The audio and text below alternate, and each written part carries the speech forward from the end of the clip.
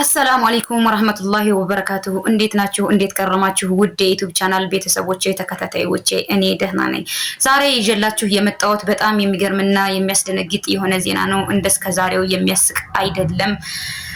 ቪዲዮውን እስከ መጨረሻው ድረስ በመከታተል አብራችሁን ቆዩ። እንዲሁም ደግሞ ሼር፣ ላይክ በማድረግ እንዲሁ ለሌሎች ተደራሽ እንዲሆን አድርጉ። ምክንያቱም በአረብ ሀገራት ላላችሁ፣ በውጭ ሀገር፣ በሰው ሀገር፣ በማንኛውም ሀገራት ላላችሁ፣ ከኢትዮጵያ ውጭ ላላችሁት እህቶቼ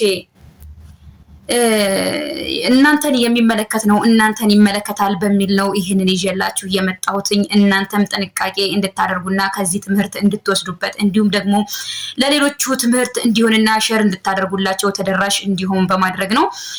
እንግዲህ ይሄንን ይመስላል። እንግዲህ ይቺ የምትመለከቷት ከላይ ከምስሉ ላይ ያለችው ይቺ ሴት የምትመለከቷት ያጋጠማትን ችግር ላነግራችሁ ነው ይዤላችሁ የመጣሁት።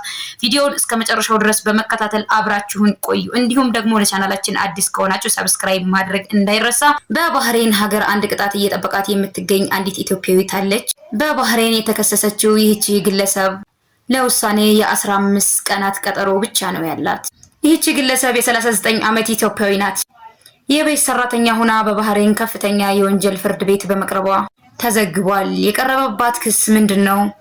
ከአሰሪዋ ላይ ገንዘብ ሰርቃ ለሌላ ኢትዮጵያዊት ገንዘብ አስተላልፋለች በሚል ነው። ገልፍ ዲጂታል ኒውስ እንደዘገበው ከሆነ አሰሪዋ ታማ ሆስፒታል በገባችበት ወቅት የሞባይል ስልኳን እጇ ላይ ማስገባት እንደቻለች ይገልጻል።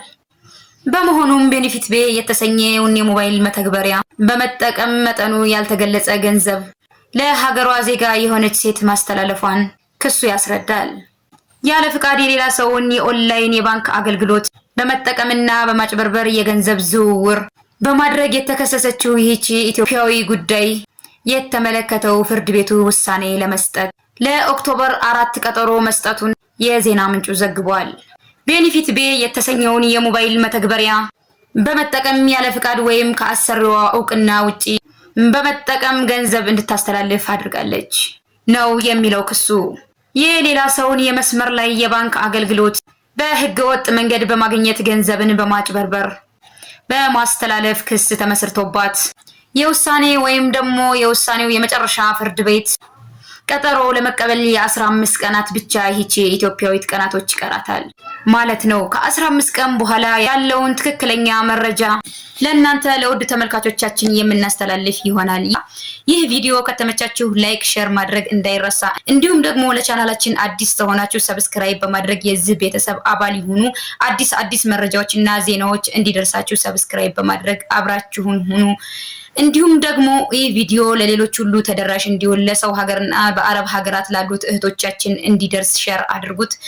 ቀጣይ በሌላ ቪዲዮ እስከምንገናኝ ወሰላሙ አለይኩም ወራህመቱላሂ ወበረካቱ።